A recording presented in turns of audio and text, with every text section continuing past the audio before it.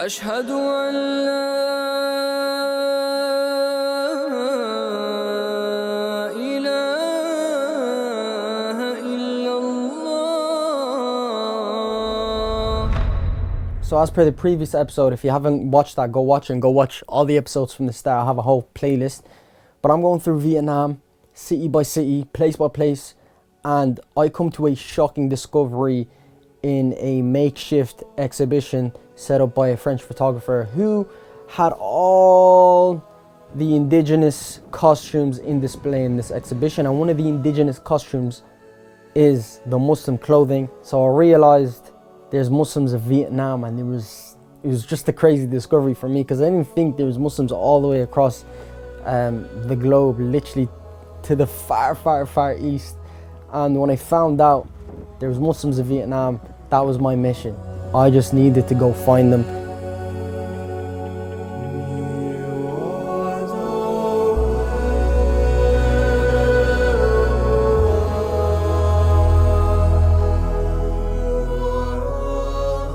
It was an insane thought just to think that there's Muslims so far across the world, all the way far east, and it's something that, you know, kind of filled me with excitement. I was like, you know what, it's time to meet my brothers and sisters across the world.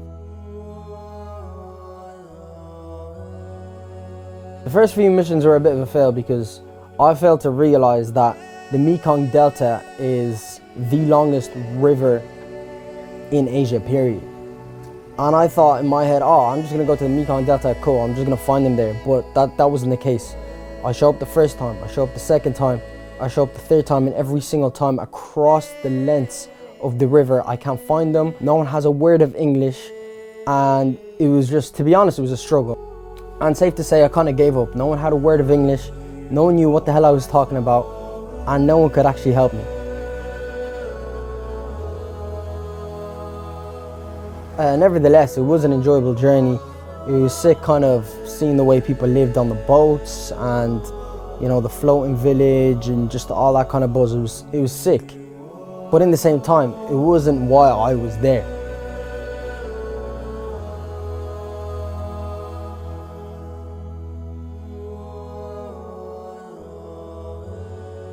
I stayed with a few families in the Mekong Delta, and it was an enjoyable experience of seeing how they lived.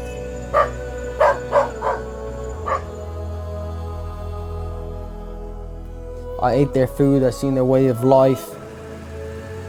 Like always, it made me feel grateful for what I actually have back home.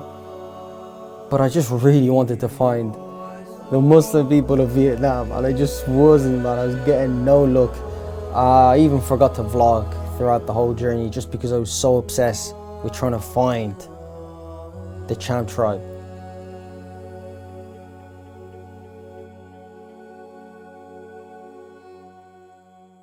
So it's been a week in Vietnam. I think I stopped filming halfway when I was in Vietnam. Now I'm all the way down south. I'm in Thong's house. I'll show you Thong. But his mom's making us a coffee right now. This Vietnamese coffee. Yes. Man, these people are so friendly here. It's insane. But it's just humble life, man. Just, you know, traveling really makes you grateful for the opportunities and chances you actually have. School uniform, yeah? My mother and brother. Yeah, so this is the coconut. They're gonna leave it to dry, and then they're gonna use it to set on fire because it's actually cheaper than wood. Isn't that right, Thong? Okay. I've been listening. Come on. Behind that is in my garden. I'm gonna go for a dip. See you later, Thong. What are you saying, Ben? Getting the ice. Is it the way to be at the like it? Whoa. To hold like this? I love the fish here. So what's this? Is it the way to WC? Is it WC? It's the WC, right? what? WC, the toilet. Yeah, the toilet, right? No, it's not. Are you joking? I'm That's not joking. I'm not joking. It's real. That's the It's toilet. true, right? And we have the order here. Behind that is just a good wood cover here. Don't like it. Don't like it. So. And That's behind crazy. us, my God, So if you want to go for your number 2, you come to Mr. Thong's house. Okay, now I'll You know, straight in that hole. And what if that's sit here like this. No, no, madness. That is mad. Oh, look at the cat. What are you saying? He said you're so cute. Oh, So thank cute. you so much. You too. Tell her you too. He wants to invite me for rice cakes. It's the nugget. Here's a little backstory about his dad. His dad's name is Mita 8. It's 8, right? So number 8. So the children, Mita 1, Mita 2, Mita 3, because they had so many children. Right. Yeah. My neighborhood is the number 7. And he was the 8th child, so they gave him the number 8.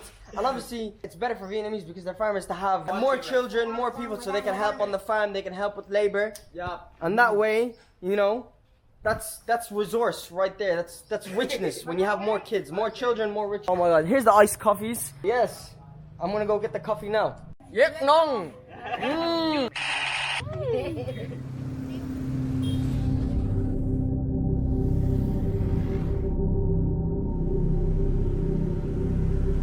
So coming back in the feed, man, to Ho Chi Minh, I do something that I probably should have done from the very start, from the get-go. The second I come to Ho Chi Minh, this is what I should have done. I should have just searched up local mosques and asked over there. But I didn't. I don't know why. Don't ask me why.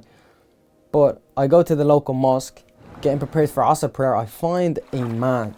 I find this brother in the distance and he's just making his wudu. He has that Asian beard. He looked good making this wudu. So I was like, yo, Salam alaikum, brother. Can you do me a favor and can you just make the wudu again? And I just said it in the most broken English possible because I thought the guy doesn't understand. And he gets back to me within a Canadian accent. Yeah, sure, brother. I was like, what? I didn't even know it's Canadian, by the way. I'm just saying it's Canadian because he told me he was Canadian after. The whole time I was in Vietnam, no one can speak proper English. Everyone had broke down English. Even the tour guides, it was their job to speak good English, and they just had, their English was suffered. Their English was absolutely zero. So I'm like, let me get my shots and then I'm going to talk to this guy. So I'm getting my shots of him making wudu. I'm like, brother, can you do this again? Can you do that again? And he's like, yeah, of course, brother. Da, da, da, da. And then right after we engage in a conversation, I'm like, listen, brother, my name's Yahya. What's your name? My name's Hamza. Hamza, I'm looking for the Cham tribe. I'm looking for the Muslims of Vietnam. And his eyes light up and he says, I can take you there. Prayer starts, we pray Asr. After prayer he comes to me and he goes, listen, if you want to go tonight, you need to go tonight. And just like that, I was on a bus ride with a complete stranger that could probably set me up and take all my money, kill me and do anything your mind can possibly imagine. But alhamdulillah, that didn't happen. So we just arrived at the mosque. Tell them what we've just done. We ripped through town, the motorbikes, me and this guy. Now we're at the masjid. Fajr is in like half an hour, so we're gonna pray that. Fajr prayer is packed in Vietnam.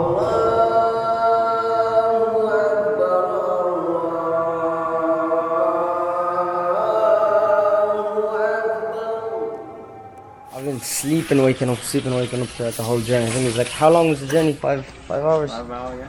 5 hours, but to be honest, I was surprised that we even, I was like, oh, we're here already, so I obviously slept through it. I was feeling like I wasn't sleeping. This is a graveyard right here. I'm surprised to find Muslims here, and then I come, Fajr prayer is packed. Madness. Assalamu alaikum. The usual coffee spot after Fajr. Assalamu alaikum. Rice broth with chicken. And life really began at Fajr. Fajr prayer was finished. People were out. You could see the kids getting ready for school. People were having their soups, their coffees. And it was right from the get-go, life started.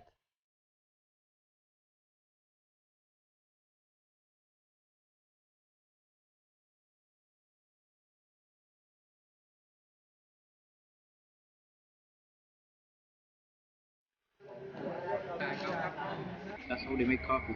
They roast what? Corn. I've been whacking the coffees out of all the area. Sometimes they have an effect, sometimes they don't. And Hamza's after just telling me that some of these vendors sell fake coffee, so they're selling you bean and corn. Not some, but most of them. But most. Anything less than 10,000. So many things are clicking right now because I've been hitting the coffees and I'm like, why is this not having any effect on me? I haven't slept in like properly in a long time, man. So we just checked into our 5-star hotel. You know what? To be honest, it's a kip, but at least I get to sleep. Also, I got butchered, so the second I get back to Ho Chi Minh, I'm gonna have to sort that out. Currently waiting on a ferry to take us to the other side. I am absolutely dead, man. This guy can keep going with no sleep. He didn't sleep on the bus. I slept the whole way, but like I kept waking up throughout. It was just broken sleep. It was crap. This guy is fresh. He's ready to go, man. He can keep going. Ferry that we're gonna grab, it can take small motorbikes and it can take people. We're gonna take it to the other side. I don't even know what's on the other side, but I'm just following Hamza's plan. We're just gonna have to trust this guy. He's not gonna take us somewhere and kill us.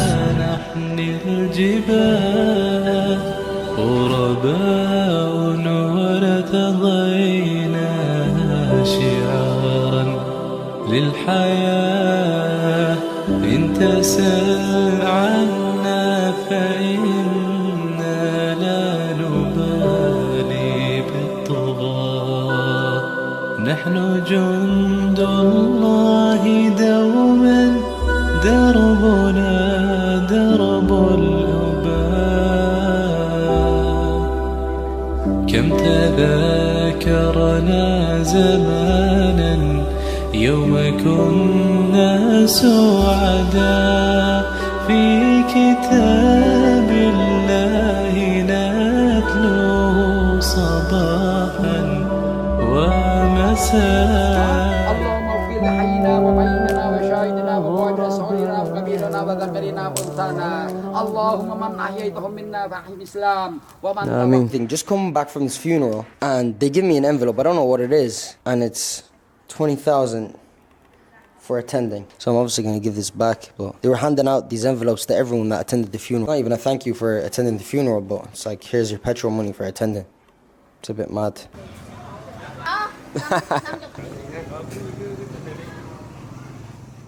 The first thing I wanted to see, I asked him if there's any Quran schools, and he said, yeah, he'll take me to Quran school. So the kids were all running around bald with like soap on their heads, which I didn't think was soap at the time. It was just hardened white stuff on their head. It's because they didn't obviously have the facilities to accommodate all the students at once to actually have showers. They'd all line up and the teachers would give shampoo one after the other. Go, go, go. And then they're running about playing volleyball and eating and stuff like that with just shampoo chilling on their head until they actually had the chance to get on the basin and, you know, shower themselves.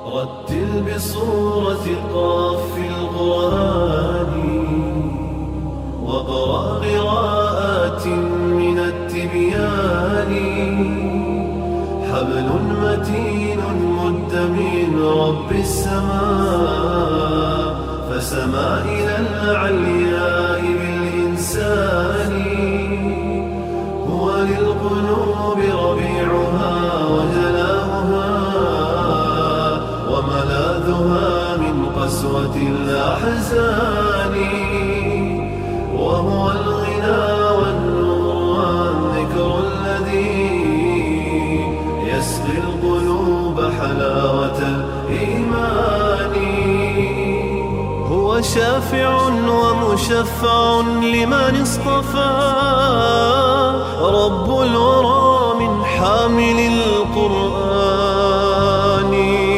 الحافظون الماهرون تعاهدوا آياته متشابها ومثاني قالوا نرتله ب7 أحرف أكرم بجمع مثقل الميزان هم خير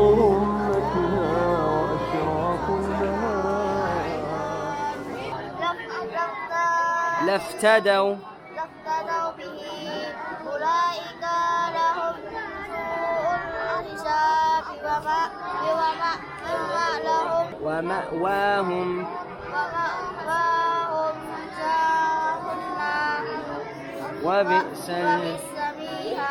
وبئس المهاد. Man is a little tired. Tomorrow, again, we're up for Fajr, and then we're going to be shooting from there. So I'm trying to get shots of fishermen, but he was like, Hamza was telling me there's a 50-50 chance of that actually happening. So he was like, the best bet is to come here, because I was getting some shots of the kids in like really bad artificial lighting, but at least I have the shots, do you know what I mean? So tomorrow I'm going to be coming back, and they actually they have a session between Fajr and sunrise. So sun comes up, golden hour is the best light, just get my shots then and there. And then apparently the fishermen, they're lazy, they're not actually as active as the other places I went to. Like I went to Moonay, and they were up even before sunrise, you know. So he was like, yeah, they pray Fajr, they have their tea, they have their coffees, and then they go out, throw the net, catch the fish, come back.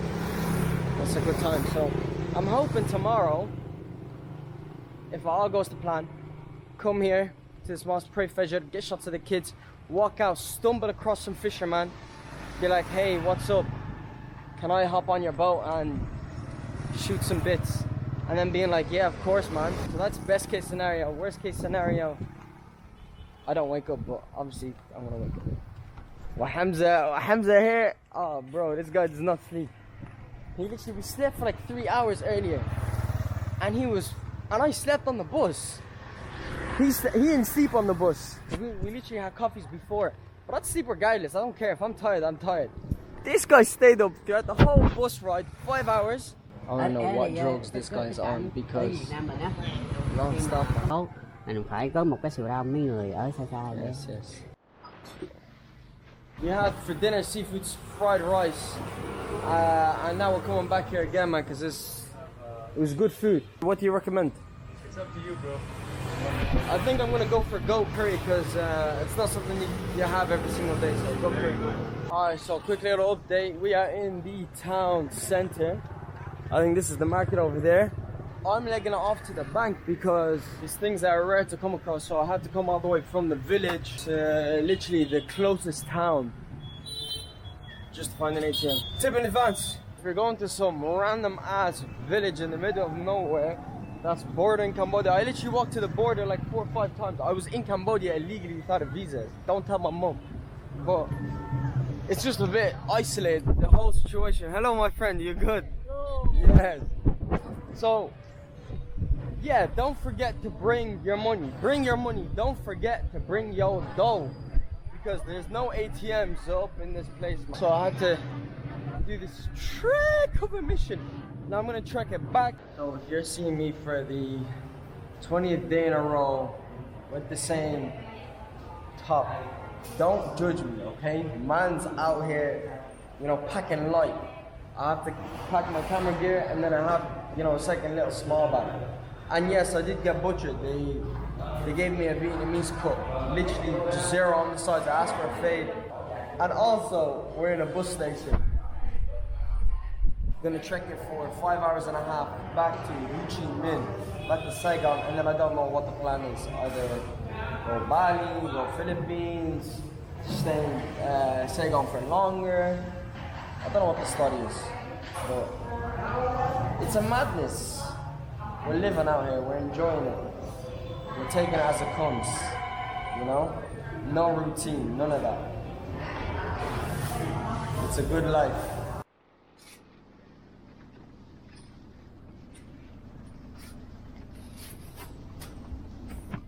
I ain't fucking Ho Chi Minh. Bollocks. My people, if you've reached this far, make sure to smash the like button. I don't even have to tell you at this point, because you know what it is. I don't want your likes, I need your likes. Especially for videos like this, they don't always do great compared to my other sit down talking videos. But this is what I'm passionate about, and this is what I love doing, and this is what I'm going to keep doing. So make sure you support the thing. Like, share, comment, and if you're new, subscribe. Definitely subscribe, and I will see you on the next one. And the next one's going to be a sick one as well. You don't want to be missing out on that. And if you haven't watched the full playlist, go back to episode 1, episode 2, episode 3. I'm going to link it up here. Check it out. Assalamu alaikum wa rahmatullahi wa barakatuh. Ciao al cacao. See you on the next one. Adios amigos.